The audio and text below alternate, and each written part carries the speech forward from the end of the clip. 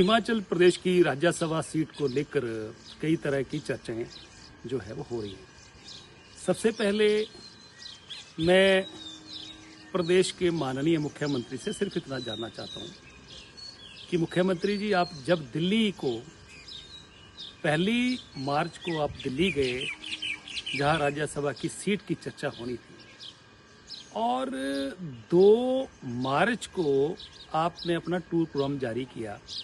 जिसमें 4 बजे शाम को आप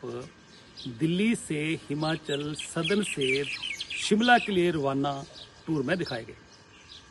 और रात को शाम को आप दिल्ली से शिमला नहीं पहुंचे। प्रदेश की सारी जनता चिंतित थी, हम लोग भी चिंतित थे कि प्रदेश के हमारे मुख्यमंत्री, लोकप्रिय मुख्यमंत्री कहाँ गुम हो गए, क्योंकि आप मुख्यमंत्री होने के नाते, सरकार के मुखिया होने के नाते प्रदेश की सबको चिंता होती है। और आपने सीधा हिमाचल सदन से निकलकर शिमला आने की बजाय टूर प्रोग्राम कैंसिल ना करके सीधा आप रेडिसन होटल में चले गए, जहां 411 नंबर में आप रुके, जिसकी तफ्तीश जो है जांच हमने करी कि आखिर मुख्यमंत्री 24 घंटे कहां घूम रहे। हम सिर्फ इतना पूछना चाहते हैं कि बिना टूर प्रोग्राम जारी किए, टूर प्रोग्राम शिमला का दिखा के बिना कैंसिल किए, आप जो रेडिसन होटल में वहां पर दिल्ली में रुके, तो 24 घंटे में कौन आपको मिलने के लिए आए? क्या जो दुबई में डील हुई थी, क्या उसकी डिलीवरी रेडिसन होटल में हुई? और रेडिसन में होटल में हुई तो क्या वो डिलीवरी जो है वह कहीं दिल्ली में ही और दिल्ली में जो है उसकी और आगे डिलीवरी हो गई? ये प्रश्न चिन्ह खड़े हैं। हम इलेक्शन कमीशन से मांग कर रहे हैं कि इस सीट पर, राज्यसभा की सीट पर लेन देन हुआ है, जिसकी बहुत सारी शंकाएं लोगों को हो रही हैं और इसके सबूत भी मिल रहे हैं। इसलिए इलेक्शन कमीशन जो है वो तुरंत प्रभाव से इस इलेक्शन को रोके। वहीं पर दूसरी तरफ मुख्यमंत्री ने और कांग्रेस के बड़े नेताओं ने ये बात कही कि हमने एक साधारण कार्यकर्ता को जो है वो राज्यसभा की सीट दी। तो क्या साधारण कार्यकर्ता कांग्रेस में, जिनकी संपत्ति जो एफिडेविट जो है वो एसेट्स जो दिखाए गए हैं वो 22 करोड़ 43 लाख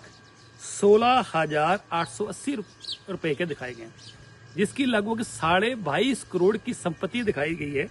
जिसमें 16 करोड़ 64 लाख 86,590 रुपए की मात्र एफडीज हैं, और इसके अलावा 5,68,000 का कैश जो दिखाया गया है। तो क्या अगर कांग्रेस पार्टी में साधारण कार्यकर्ता 22 करोड़ रुपया दिखा रहे हैं, बाकी जो दिखाया नहीं गया है और जो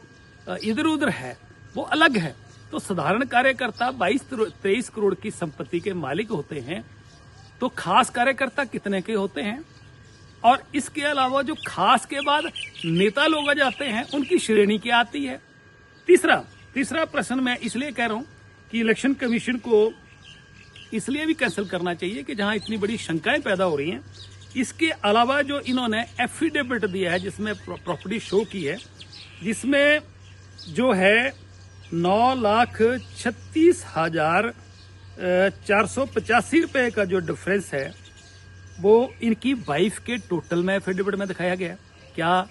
जो इलेक्शन कमीशन ने नियुक्त किए अधिकारी इस राज्यसभा सीट के लिए, क्या उन्होंने एफिडेविट चेक नहीं किया? इसके लिए जो इन्होंने जो हिंदू अनडिवाइडेड फैमिली के तहत जो टोटल एसेट्स दिखाई हैं उसमें आगे 0 लगा दिया है, और इसके अलावा जो उनकी अपनी संपत्ति है जो दिखाई गई उसमें भी टोटल में 99 लाख रुपए का वो एफिडेविट में जो है वो फर्क दिखाया जा रहा है। तो एफिडेविट जो है वो तो it's now in public domain. तो ये सारी की सारी चीजें क्या अफड़ा दफड़ी में गया, किसी दबाव में जो है जल्दबाजी में जो है एफिडेविट बनाया गया है, टोटल्स का क्या गया है, क्या संपत्तियां इसमें कुछ छुपाई गई हैं जल्दबाजी में? इसलिए ये सारे के सारे शंकाएं पैदा हो रही हैं। परंतु सबसे बड़ी शंका जो है, जहां ये टोटली फर्क है, कागज गलत हैं, इसके अलावा जो है मुख्यमंत्री टूर प्रोग्राम शिमले का दिखाते हैं और दिल्ली में और कोई डील्स करते हैं, ये सब चीजें हम मांग करते हैं इलेक्शन कमीशन तुरंत इस प्रभाव से इसके इलेक्शन को रोके और साथ में इसकी जांच बिठाए केंद्र सरकार और केंद्र की जांच एजेंसियां जो है इसको इनका काम सौंपा जाए, ताकि प्रदेश की जनता के मन में जो शंकाएं पैदा हो रही हैं और जो साफ साफ दिख रही हैं वो दूध का दूध और पानी का पानी हो।